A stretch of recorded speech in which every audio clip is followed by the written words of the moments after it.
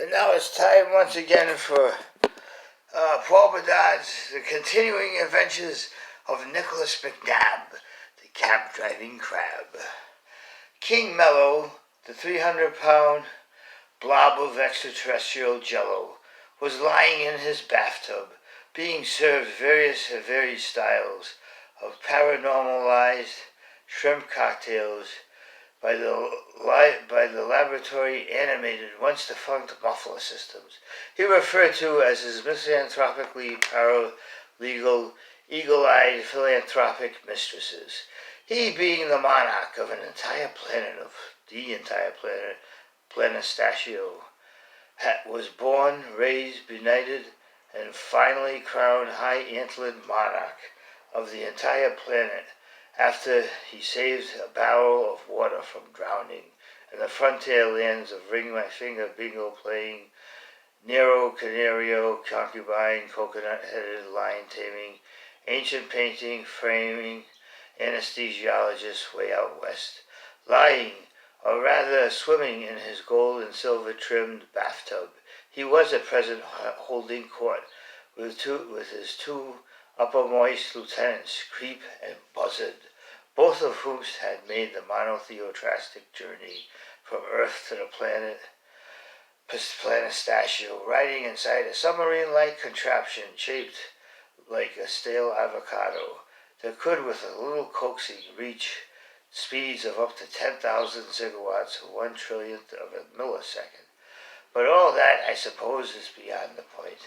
And if you think I'm making all this up, you can look up the criminal records that pertain to Al Capone's Sicilian-born hairstylist, who could, her own self, hypnotize a hypnotist into going into the frozen food section of the nearest food shopping market, dressed in a suit of peacock feathers and crowned in the macrocosmic moose antlers, all for the purpose of claiming his or herself to be of microwave-wadded Northlandic heritage. Anyway, the point is that all these events hereby documented in this 7-volume chronicle, no matter how fantastic they may seem to be to the reader unversed in highly top-secret documentation, actually came to pass. Honest, I swear. An unopened bag of pistachios, they in no uncertain terms did, and the repercussions of their coming to pass are still being felt throughout a span of 812 galaxies, within whose gravitational gravity soup-like tugboat Annie Christmas tree tinsel the antics of King Mello, the 300-pound blob of jello, are still having an enormously neo-Shakespearean, Canarian-like effect. Creep and Buzzard had seriously peculiar business to discuss with our unphotogenic monarch.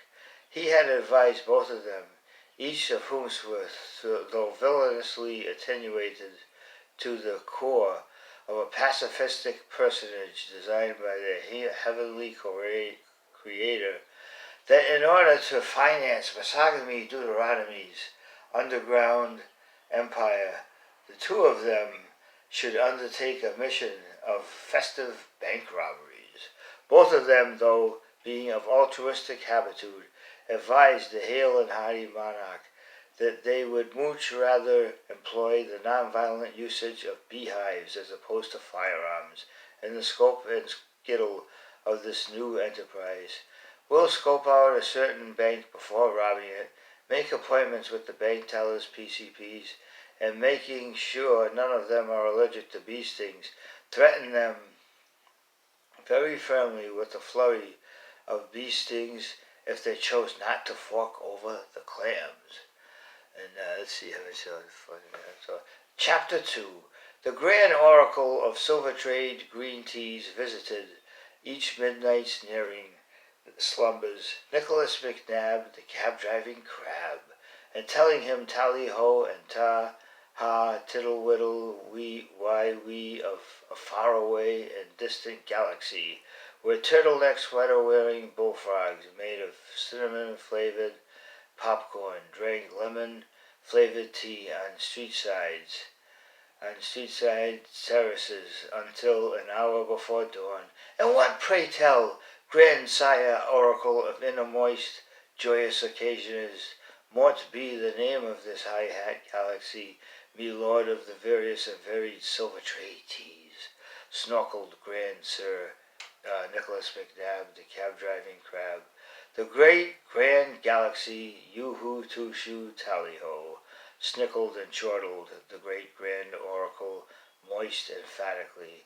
All that at that precise moment, a fiddle-raking Scotsman from West Ontario waltzed into the taut and tasty miniature crab nebula-like bedchamber of the haughty hi-de-ho Sire Nicholas, and advised him that a highfalutin clambake was in progress next door at Madame Tiptoe's, and he was invited to be the chit-chatting, purple pudding-hatting grand ministerio of whipped cream ceremony.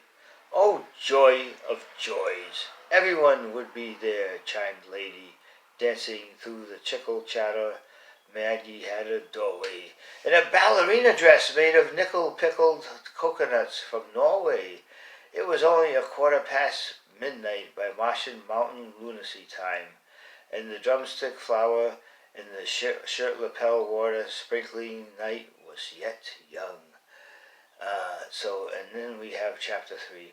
What fine fettled, fleeced, unfinanciable, Galloway, prune-juiced hysterics of macrocosmic, epically unmouse-quotable, trilogy-tickling, trifectas of Slim Jim Gunga Din, unbastulable noodle soups of haystack-needled attic stew, unreadable Polish polkas could, erstwhile the beard-trimming checker-mate undoing, 4 half-sister canoeing, carroteers of yesteryear were gadding about town, teacup-turtled and pinch-girdled pineappled in and out of the apple saddle as far as Seattle as sap could grow on a tree, of straw-rooted soliloquy.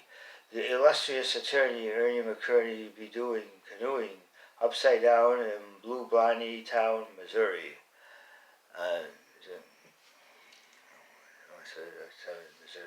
Preparing notes for a jury of his pears, prunes, and pineapples. No, of course not. Well, then what? He was filing a missing persons report.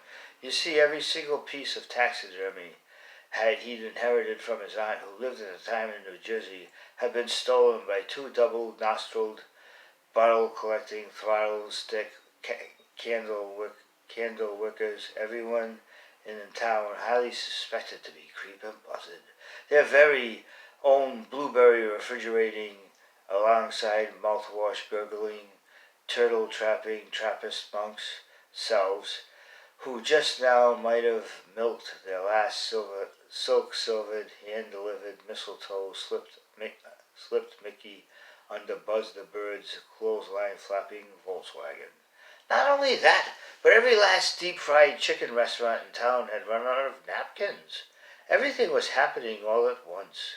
Anyway, it just so happens that all the heroes of our highly illustrious tale were gathered together 2 or 3 mornings later at Lord and Lady's parlor, with its hot stone flame burning quietly on the far side of the room. It was the pancake-flipping, rip-and-torn-shirted Optimus Macabre, sitting with first of the morning cup of Cuddle the Ruddle Espresso Java in hand, who sitting high-hat-headed and cross-legged, begetted, curl-toe, well, what do you know, on the feline nearby divan by the oinks-friddled sofa, who had the monotheistic diplomacy of cut-the-cake lengthwise triumph of will to open the conversation. I've developed what I consider to be a new and tenuously novel modality of time travel, the Octopus Macabre chortled from his unsupportable seat by the tuttering window curtains. It consists thereunto of a specially mixed cross-complemental measure of eggs, milk, breadcrumbs, and 90% lean Hamburg, purchased from Bar Harbor and brought down to Nabrisco, Cisco, Rhode Island, by steel-belted four-wheel creeping Moses Jeeparoo. I will be ceremoniously invested in purchasing various forms of medieval European cabinet from as far back as Neolithic erstwhiles, to be put on display in the Butterscotch Leviathan's future empire of catnip museums. He enthusiastically chittled from his sofa seat nearer toward the door than he usually sat, crossing all the while and uncrossing his pickle juice jar soaking feet, half having removed both his rail-yard boots and mosey on down to Turtle Wax Town winter socks. Are you certain, my dearest acquired lady, from her book-thumping perch by the full-raking Catesby-cradled fireplace flame, that you won't be sucked feet first into one of those nasty black holes bubbling up like extraterrestrial popcorn, which was and still is exactly what they all are all across the known universe? Yes, Turtle tickled the octopus macabre from his sofa perch. The Butterscotch Leviathan, as well as my own self, will be wearing Willow the Wild crocodile scale coated clothes, sewn by hand by Madame Tiptoe, who would encounter, in accordance with this added measure of neoclassical protection, no problem as far as wormholes were concerned. And of course, chirped Lord, as he, stoking with no sleight of hand the cackling fireplace flame, said with joyous festibility of nobility particular to his person, when you return, we'll all attend with pompous glee the grand opening of the Butterscotch Leviathan's first catnip museum. I basked in an unbehivable raise of your common cattle friendships. Tust, tust, the Butterscotch Leviathan, perching as he chortled the top of the bureau between the two palisading windows. And that ends our story so far collected. And I will be back. I don't know if this is too long for YouTube to take. I hope they take it. I'll try to set it up now. God bless and love to everybody.